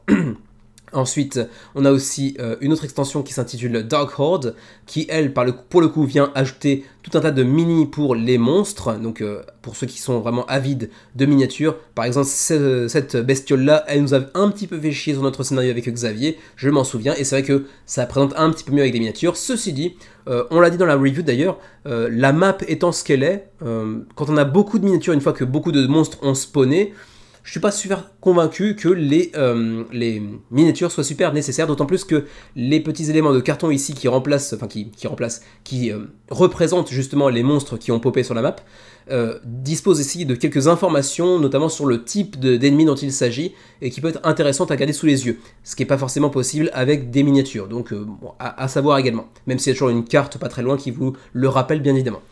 Donc l'extension Dark Horde avec plein de miniatures à l'intérieur. Ensuite, continuons rapidement, de toute façon je passe assez rapidement aussi parce que c'est sur Game on Tabletop et donc en français, donc vous n'avez pas tellement besoin de moi pour lire le français, a priori. Je disais donc tout à l'heure qu'on a un tas de vidéos à aller explorer en français, donc pour ceux qui voudraient éventuellement avoir plein de retours de créateurs de contenu en français, c'est le cas, hein, c'est possible, notamment par exemple ici avec Nyx qui vous propose sa vidéo de review, une véritable sensation d'aventure cohérente. On a également Penelope Gaming, on est dans le jeu en 15 minutes, au final on est assez peu sur l'appli, et ça c'est vrai pour le coup, comme j'ai dit tout à l'heure en début d'intervention, c'est un jeu où vous allez passer assez peu de temps en réalité dans l'application, elle est assez peu intrusive et ça c'est plutôt très classe. Par contre elle gère tout un tas de choses, elle vient même gérer le deck de cartes des adversaires sans qu'il y ait de deck en physique, donc ça c'est plutôt classe. Après se pose la question quand même de est-ce qu'on n'aurait pas pu avoir un vrai deck en physique pour éviter d'avoir accès à une appli, mais je pense qu'en fait non, elle est vraiment bien foutue et c'est vraiment un plus pour le coup. Ensuite on a encore d'autres vidéos, y compris d'autres, donc la nôtre qui donc se trouve ici. Très belle expérience, une belle découverte. Ensuite, on va aller voir rapidement les frais de port si je les trouve, parce que je suis jamais très amène de trouver les informations sur Game on Tabletop parce que j'ai pas l'habitude. Les pledges d'abord, Bastion, 119 €, donc 71 € de remise, sachant qu'apparemment ils ne seront jamais disponibles en boutique, donc sachez-le. Je pense qu'elles seront disponibles ensuite sur le site officiel, j'imagine, de Lucky Duck Games, mais pas en boutique. Donc 119 € pour le pledge de base, ensuite 149 € pour le pledge Citadel, donc pour accompagner le tout de l'extension Alliance. Ouh là, ça part encore dans les hauts, hein, c'est très moche. Et puis enfin l'extension Forteresse qui sera disponible aussi en plus de Alliance pour 199 €. Donc c'est l'extension qui contient toutes les miniatures en plus pour les monstres, pour le bestiaire ainsi que les sleeves qui seront également à l'effigie du jeu. Ensuite, vous pouvez prendre en add-on Dark Horde, un coffret de jetons supplémentaires, des sleeves, etc. etc. Pour le niveau de pledge, pour les niveaux de frais de port, excusez-moi, 10 € pour la France, 10 € pour la Belgique, pour le Luxembourg également, 30 € pour la Suisse, ça pique un petit peu, comme la gorge actuellement, et pour le Canada, il faudra voir avec le Randolph. Donc c'est à peu près tout ce que je peux vous dire concernant Return to Dark Tower. Je vais assez rapidement puisque de toute façon il y a notre review en ligne. Pour l'instant, je l'ai dit tout à l'heure, hein, c'est assez mitigé en termes de début de campagne, seulement 100 contributeurs à 17 jours de la fin de campagne, mais depuis qu'ils ont revu les niveaux de pledge un petit peu à la baisse, c'est un petit peu plus intéressant, même si on a perdu les playmats en néoprène au passage. Pour l'instant, ceci dit, c'est financé avec 23 000 € d'engrangés. Vous me direz ce que vous en pensez, et si vous êtes intéressé ou non par le jeu. J'espère que vous constatez un petit peu cette abnégation dont je fais preuve, hein, moi qui me ruine la gorge actuellement pour vous. D'ailleurs, n'hésitez pas à rétribuer cela d'un petit like, pour le coup, hein, je le dis assez peu souvent, mais là, pour le coup, je pense que je le mérite un peu plus que d'habitude. Voilà. On continue avec Weirdwood Manor, et du coup, semaine assez atypique, vous allez le voir, coup de cœur de la semaine, Weirdwood Manor, qui était dans mon top 5 des jeux que j'attendais le plus pour l'année 2023 sur Kickstarter, GameFund et compagnie. Et ça vient confirmer mes premières impressions avec un jeu qui a l'air vraiment très très sympatoche. Alors certes, je ne suis pas complètement objectif sur celui-ci. D'ailleurs, vous voyez, je l'ai baqué. Hein.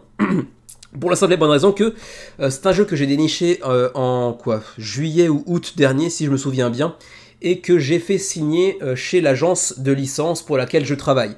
Donc on est en train de chercher des éditeurs français, espagnol, allemand, etc., qui seraient susceptibles de proposer le jeu dans leur propre langue. On a déjà une version en chinoise qui est décidée, qui est déjà actée. Par contre, pour ce qui est du français, de l'allemand, de l'espagnol, pour l'instant, c'est encore en discussion, mais c'est vrai que le jeu coûte assez cher à produire pour des raisons assez simples que vous pouvez imaginer. Il y aura des standees en acrylique, dans l'édition de l'Est en tout cas, et puis surtout il y a un plateau modulable et rotatif, donc ça c'est pas forcément très très abordable en termes de coût de production, c'est quand même assez cher et du coup ça fait monter les prix et du coup les éditeurs sont un peu frileux à ce niveau là. Quoi qu'il en soit, With Good Manners c'est un jeu en coop, un jeu d'aventure en coopération avec donc ce fameux plateau rotatif en 3 espaces en fait, parce qu'on a 3 espaces rotatifs qui sont séparés par des petits liserés que vous voyez ici. Et donc on va incarner des différents héros qui sont asymétriques eux aussi, et on aura 3 monstres que l'on pourra affronter, donc 3 boss que l'on pourra affronter qui eux aussi auront leur propre spécificité. Ouh là ça part vraiment dans les aigus, c'est très moche, je ne sais vraiment pas si je vais pouvoir finir. Quoi qu'il en soit, les tuiles que vous voyez ici sur les différents emplacements sont elles aussi modulables, donc vous le voyez ici, on peut la retirer, et en début de partie, la configuration sera différente à chaque fois. Donc cette tuile-là pourra très bien se retrouver par exemple à un autre emplacement lors de la prochaine partie. Donc ça c'est aussi, comment dirais-je, une richesse du jeu, dans le sens où chacune de vos parties sera radicalement différente, ne serait-ce que par la sélection de vos personnages, la sélection du boss que vous allez affronter, mais également l'agencement des tuiles sur les plateaux rotatifs. Donc assez classe de ce point de vue-là, et puis bien sûr, on aura aussi une évolution de nos personnages au cours de la partie, mais également une évolution du boss final en cours de partie également. Il deviendra de plus en plus fort, tout comme vos personnages. Et au-delà de ça, on a aussi une très belle DA, je pense que vous l'aurez remarqué, et pour l'instant, eh bien, ça attire quand même pas mal de monde. On est à 2240 contributeurs, 19 jours avant la fin de la campagne, et 150 000 € d'engrangés. D'ailleurs, combien de Français sur le projet pour l'instant? 22. Ah ouais, c'est léger, c'est léger. Mais en même temps, il n'y a pas de VF. J'avais pensé qu'il y aurait quand même un peu plus de Français sur le projet, mais pour l'instant, c'est assez léger. 100 pour l'Allemagne, mais pour le reste, ouais, c'est quand même majoritairement les États-Unis et le Canada. Je suis vraiment désolé pour la voix, j'y peux pas grand-chose. Alors, je vais essayer d'être assez bref pour le coup, même si pour le coup, With Good Manners, on n'a pas de review pour celui-ci.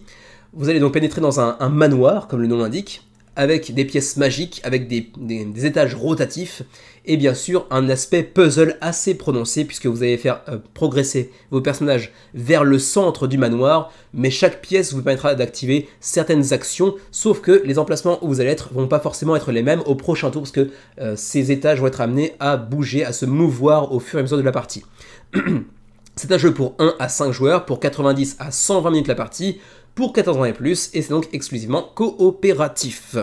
On aura donc différents personnages, tels que ici Oliver Griffin, qui vont être amenés à évoluer, et chacun d'entre eux vont pouvoir effectuer des actions bien évidemment pour eux-mêmes, mais aussi et surtout pour les autres joueurs autour de la table, sachant que les actions qui seront disponibles sur le plateau rotatif vous permettront aussi souvent d'ailleurs d'aller apporter votre soutien aux autres joueurs autour de la table. On a aussi une grande variabilité, une grande modularité et une grande replay value, comme on dit en anglais, une grande rejouabilité, si je puis dire, grâce à cette grande modularité du plateau rotatif, ainsi que les personnages et également les monstres que l'on pourra affronter. Aussi, la thématique est assez unique, elle provient d'ailleurs d'un jeu, d'une application, comment dirais-je, une visual novel, je crois qu'ils appellent ça en anglais, donc une sorte de BD, mais qui a aussi une application de jeu sur l'App Store, si je me souviens bien, composée d'ailleurs par Grey Ridge Games, et qui maintenant fait un portage en version jeu de société. Sachez également d'ailleurs que les 3 monstres en présence ne sont pas tous dotés du même niveau de complexité, puisque vous le voyez ici, on a donc 3 niveaux de complexité différents en fonction du monstre que l'on va choisir. Je ne sais pas encore en l'état si on aura plus de monstres via des stretch goals. Oh là là, ça part vraiment dans les aigus, c'est très très désagréable, et en plus ça commence à être un petit peu douloureux aussi. Mais bref, on continue malgré tout. Il y a tout un tas de stretch goals qui ont déjà été débloqués pour l'instant, parce que vous le voyez, on a quand même 2240 contributeurs, sans autre version que le français pour l'instant, que l'anglais pardon pour l'instant. C'est quand même un assez beau succès, qui plus est pour un primo éditeur sur Kickstarter, c'est pas rien. On continue. Pourquoi backer la campagne en ce moment, durant la campagne tout à l'heure? Parce qu'on aura du contenu exclusif à Kickstarter, tel que des nouvelles cartes de quêtes annexes, donc une sorte de micro-extension qui sera offerte aux backers, qui ne sera pas disponible en boutique par la suite. Ensuite, les stretch goals, dont certains seront exclusifs à Kickstarter. Ensuite, un prix bien plus avantageux durant le Kickstarter que pendant la sortie en boutique, bien évidemment. Et pour le coup, j'ai les prix réels, parce que je bosse pour eux. Et c'est vrai que la ristourne est assez conséquente pour le coup, hein. Ensuite, on aura aussi potentiellement notre nom dans le livret de règles, mais ça on s'en fout un petit peu au final. Ensuite, on passe à la Gameplay Overview avant que ma voix ne rende l'âme définitivement. On va partir d'abord sur une phase de planification où on va choisir les cartes que l'on va choisir, de jouer pour ce tour de jeu-là, sachant que vous le voyez, il y a différents éléments en haut à droite et en haut à gauche des cartes qui vont vous permettre d'établir des certaines synergies. Ici, pour le coup, il n'a pas de synergie, donc il ne va pas bénéficier d'un certain bonus, mais par contre, s'il joue cette carte-là que vous voyez ici avec le truc en haut à droite qui est rouge et rond, et qu'ensuite il joue cette carte-là que vous avez entreaperçue brièvement au centre des 3 cartes, eh bien, il pourra compléter une synergie. Donc il pourra bénéficier d'un bonus supplémentaire. Ensuite, on a Update Time. C'est la phase où le plateau va tourner. Et là, ça va pouvoir potentiellement tout chambouler dans votre partie. Le plateau et ses rotations sont également un timer. Et à la fin du timer, la partie se termine en bien ou en mal pour vous. Il faudra donc aussi gérer cet élément un petit peu de course contre la montre. Ensuite, on aura donc les matching icons que j'ai mentionné tout à l'heure. Donc si vous réussissez à combiner 2 logos l'un avec l'autre, vous pourrez bénéficier de certains bonus. Vous avez aussi l'accès à certaines pièces qui seront débloquées en fonction de l'avancement du plateau. Est-ce qu'il va bloquer certaines maps, certaines cartes, certaines tuiles, pardon, ou en débloquer d'autres, donc à voir. Ensuite, les actions que vous aurez planifiées à l'avance, vous pourrez les accomplir durant le tour suivant, donc les déplacements par exemple, l'action de combat, etc., etc. Vous pourrez aussi aller exploiter les différentes actions des tuiles sur lesquelles vous vous trouvez, parce que oui, chaque tuile bénéficie d'une action que vous pourrez choisir d'activer ou non. Ensuite, vous pourrez aussi collecter des ressources qui se trouvent notamment sur les tuiles en question. Vous pourrez aussi utiliser des dés et également faire progresser votre propre personnage, mais également recruter des compagnons pour vous rendre encore plus puissant et vous permettre d'accéder à certaines compétences supplémentaires et des pouvoirs uniques. Ensuite, le combat, justement, on en parlait, il y aura donc des bracelets de dés, bien évidemment, que vous pourrez plus ou moins agrémenter de pouvoirs spéciaux qui vous permettront notamment d'aller relancer vos dés ou avoir encore plus de dés pour être encore plus fort face à vos adversaires, y compris les scarabées, qui sont des mini-boss, on va dire, et qui vous permettront ensuite d'aller vous permettre d'affronter le gros boss méchant pas beau. L'élément de progression de votre personnage, qui est donc ici, assez classique, on va déplacer des cubes sur différentes frises qui nous permettront d'avoir plus de points de vie, qui nous permettront d'accéder à de nouvelles compétences et ainsi de suite. Et ensuite, on a aussi le tour du monstre, bien évidemment, qui aura ses propres compétences et ses propres façons de se déplacer, de se mouvoir et de vous attaquer, bien évidemment. Ma foi, on va pouvoir maintenant passer au niveau de pledge. L'édition standard est à 60$, relativement abordable pour un jeu qui dispose d'un plateau rotatif quand même, et d'un matériel assez classe malgré tout, hein, il faut bien le signaler également. Sachant que l'extension Quest Mini est également intégrée et qu'elle ne sera pas disponible en magasin par la suite, que votre nom sera également dans le livret de règles, et c'est après tout, sachant qu'il y aura aussi d'ailleurs tous les stretch goals inclus. Petite lampée de flotte, parce que là, je commence à être à l'agonie littéralement. À la vôtre. Ensuite, on a accès à l'édition Deluxe pour 85$, et cette fois-ci, elle vient s'enrichir de petits standees en acrylique, puisque ici, dans l'édition de base, ils sont en carton, donc relativement classique, mais dans l'édition Deluxe, ils seront en acrylique, et donc ça c'est plutôt classe. On aura aussi les Deluxe, enfin les ressources Deluxe, donc en bois plutôt qu'en carton, ainsi que les petits scarabées qui eux aussi auront donc leur versant en bois plutôt qu'en carton, même si dans la campagne, on les a pas trop remarqués d'ailleurs. Il n'y avait pas trop les scarabées. Ah si, vous les voyez ici notamment. Ils vous bloqueront le passage, vous devrez également les vaincre. Ensuite, on a le Early Bird Pledge, qui sont du coup tous partis. Hein, c'est les 500 premiers backers, dont je fais partie. Donc pour 85$, c'est le même prix. Hein, mais simplement, les 500 premiers backers auront leur nom derrière le plateau central. Bon, aucun intérêt particulier, mais bon, c'est sympatoche.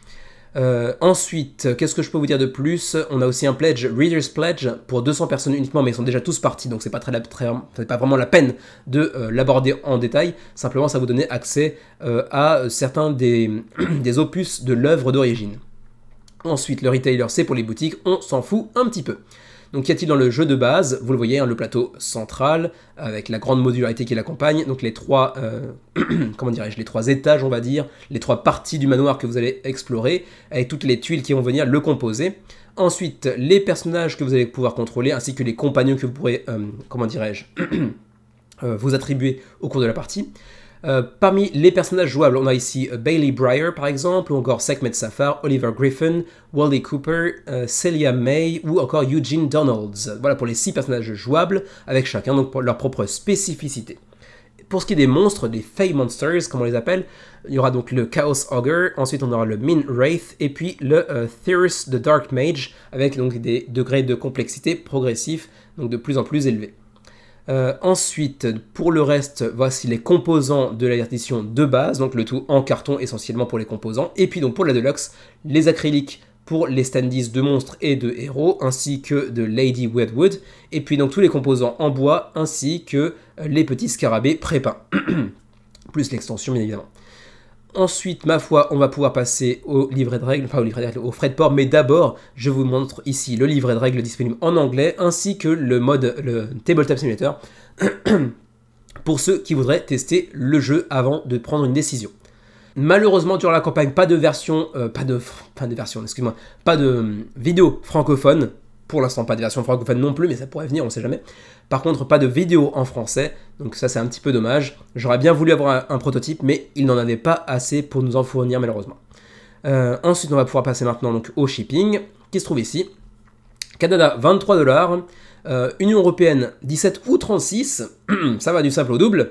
Donc on va voir de quoi il s'agit. Belgique, France, Monaco, Luxembourg, bref, toute la francophonie de l'Union Européenne, c'est 17$. Et pour le reste, le zone 2, il y a quand même la Suisse. Ouais. La Suisse, vous payez encore assez chéro avec 36$ de frais de port. Pour l'Asie, non, nous c'est Rest of Asia pour le coup, 29$ de frais de port pour nous en Asie. Et ma foi, c'est à peu près tout, si ce n'est peut-être la TVA. La TVA, je ne l'ai pas encore mentionné. La TVA, elle n'est pas incluse dans les prix ici, donc elle sera chargée dans le Pledge Manager aussi. Donc un petit bifton supplémentaire à aller sortir. Voilà donc pour Weirdwood Manor, le premier projet de Grey Ridge Games, avec pour l'instant une belle première semaine de campagne, avec 2241 contributeurs, j'en fais partie, 19 jours avant la fin de la campagne. Ruez-vous tous dessus, oulala. Non seulement ma voix part en vrille, mais en plus mon vocabulaire est complètement perdu aujourd'hui. Je ne sers plus à rien. Bref, ruez-vous dessus, même si vous n'êtes pas spécialement à l'aise avec l'anglais, ne serait-ce que pour signifier votre intérêt pour une VF, ça m'aidera, moi, à pousser le jeu auprès des éditeurs français pour leur montrer l'intérêt que vous pouvez avoir pour le jeu. Bref, il y a un petit côté professionnel, désolé, mais bon, je devais le mentionner malgré tout. Voilà donc pour Weirdwood Manor. Et on termine cette fois-ci par Berserkers, et je vous disais tout à l'heure, semaine atypique, mais je n'avais pas expliqué pourquoi. Semaine atypique parce que double coup de cœur. Double coup de cœur parce que oui, coup de cœur pour Weirdwood Manor, et bien sûr, évidemment, coup de cœur pour Berserkers également, comme en règle générale pour tous les jeux de Yosef. Je crois à peu près tous. En tout cas, c'était déjà le cas pour Colossus et pour Spirit of Eden, si mes souvenirs sont bons. Berserkers, le nouveau jeu de Yosef Fares et donc de Alone Editions. Désolé Yosef, je pense que malgré le coup de cœur, je vais essayer de faire très court parce que là, ma voix ne va juste pas tenir. C'est pas possible. 24 jours avant la fin de la campagne, 908 contributeurs déjà, 50 000 € d'engrangés. On est sur un assez bon début de campagne, même si je pensais qu'il irait chercher un petit peu plus haut. Mais ceci dit, et j'ai déjà vu certains commentaires allant dans ce sens-là, il est vrai que Berserkers est peut-être, à voir, à vérifier, peut-être à ce jour le jeu le plus cher de Alone Editions. Mais c'est aussi le plus ambitieux, c'est aussi le plus généreux, c'est aussi le plus riche, et c'est certainement, à mes yeux, le meilleur jeu à ce jour de Alone Editions. Alors oui, je pèse mes mots, il faut prendre ça avec des pincettes, parce que bien évidemment c'est subjectif, mais je sais qu'il y a beaucoup de fans, de gros fans de The Road, auxquels je reconnais tous les mérites que vous lui reconnaissez également, bien sûr, même si je suis moins fan de l'univers et de la DA notamment, même si c'est très particulière et très unique. Mais pour moi, Berserkers, c'est le projet, à mon avis, de Yosef. Ceci dit, je dois aussi dire que j'ai pas testé Black Hole, parce que c'est pas mon type de thématique, et pas tellement mon type de jeu non plus. Mais, pour moi, Berserkers, c'est le meilleur, même si, comme je l'ai déjà dit dans ma review, je jouerai très certainement bien plus souvent à Colossus qu'à Berserkers, parce que Berserkers est plus long et plus exigeant, et que je suis un joueur de jeux solo sur des sessions relativement courtes. Berserkers, ça passe encore pile poil dans mon type de jeu, même si j'ai pas forcément toujours le temps de sortir des jeux aussi longs, parce que sur une partie normale de Berserkers, c'est environ 1 heure. On dit ici 30 minutes à 60 minutes. 30 minutes, c'est généralement quand même plutôt si vous perdez, je pense, à mon avis. 60 minutes, c'est plutôt si vous allez chercher la victoire, ou si vous êtes sur le fil, quoi. Bref, quoi qu'il en soit, on est sur un jeu avec un royaume d'Elm qui va être assailli par les cavaliers de l'ombre, et vous avez donc 3 berserkers, 3 guerriers du froid qui vont chercher à protéger le royaume, tout en satisfaisant aussi des missions proposées par le roi, parce que oui, au-delà de sauver le monde, il faut aussi qu'on accomplisse certaines petites missions annexes, tout en essayant de ne pas mourir face aux cavaliers de l'ombre, parce que même s'ils sont marqués du sceau protecteur, eh bien ils seront pas morts les gars, ils vont rester jusqu'au bout pour vous courser. Et là je me rends compte que je suis en train de faire ma review encore une fois, donc on va essayer de faire un peu plus court. Vous aurez aussi des villageois auxquels vous pourrez consacrer 1, 2, 3, 4 dés que vous ne voulez pas utiliser pour ce tour, pour aller chercher des items supplémentaires que vous voyez ici, on vous en envoie 3. Qui vous permettront d'aller chercher des actions uniques et généralement, comment dirais-je, à usage unique également. Sinon pour le reste, ça reprend également un petit peu le gameplay de Spirit of Eden. Donc vous avez 4 cartes d'action, 4 dés, vous placez les dés que vous avez jetés précédemment sur les cartes d'action, généralement un dé par carte, même si vous pourrez aussi upgrader les cartes par la suite pour pouvoir placer plusieurs dés sur une même carte et donc avoir un peu plus de flexibilité. Ceci dit, les cavaliers, eux aussi, maintenant, ont leur carte d'action, contrairement aux Gooms dans Spirit of Eden. Donc, ils ont une vraie personnalité, ils vont établir une sorte de stratégie un peu aléatoire, certes, enfin même aléatoire de manière générale, certes, mais qui vous donnera bien plus de fil à retordre, parce que bien plus imprévisible. Ils pourront même, d'ailleurs, aussi invoquer des orques, qui eux aussi auront leur carte d'action. Pour le reste, c'est un jeu qui reprend certes le gameplay de Spirit of Eden, mais qui vient l'enrichir vraiment de la plus belle des façons. C'est un jeu bien plus riche, bien plus exigeant. Vous pourrez aussi utiliser de l'or pour aller relancer les dés, donc encore plus de flexibilité, même si le jeu est quand même très très complexe. Enfin, très complexe en termes de difficulté en tout cas. On est plus sur une difficulté qui se rapproche de celle de The Road, avec assez peu de victoires. Je pense qu'on aura un ratio aux alentours de 20, 25, 30, 40% peut-être pour les meilleurs d'entre vous, je pense. Mais c'est un jeu assez compliqué qu'on ne gagnera pas à chaque fois, loin de là. Comme d'habitude, version française disponible bien évidemment, hein, comme tous les jeux de Yosef, évidemment. Ensuite, les vidéos. Vous aurez bien évidemment plein de vidéos en français. Dans l'entre du lutin, Nyx, la zone jeu de société, on aura aussi Etrigan House, on aura également notre vidéo des Ludovores, qui sera disponible également, et dans laquelle je parlerai avec une voix un petit peu plus audible à mon avis. On a même une petite citation, pour le coup, c'est pas celle que j'aurais choisie, mais c'est vrai, ça résume bien ce que je pense du jeu. Berserkers est excellent.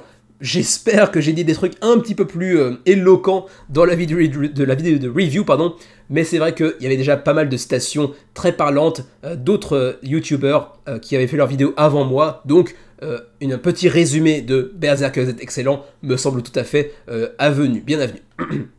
On continue apparemment avec une option multiplayer, je n'avais pas vu ça, excusez-moi. Jeu exclusivement solo, mais l'expérience d'une partie peut se vivre à plusieurs, à la façon d'un jeu coopératif. Bah écoutez, c'est ce que je pensais également, et d'ailleurs je l'avais mentionné à la fin de ma review, je le répète à nouveau, c'est un jeu qui m'a vraiment fait penser que Yosef devrait se lancer vraiment sur un vrai mode coopératif, avec donc plusieurs joueurs potentiels autour de la table, et potentiellement, mais ça je pense pas qu'il le fera, avec un matos digne des plus gros KS, quoi, un jeu même...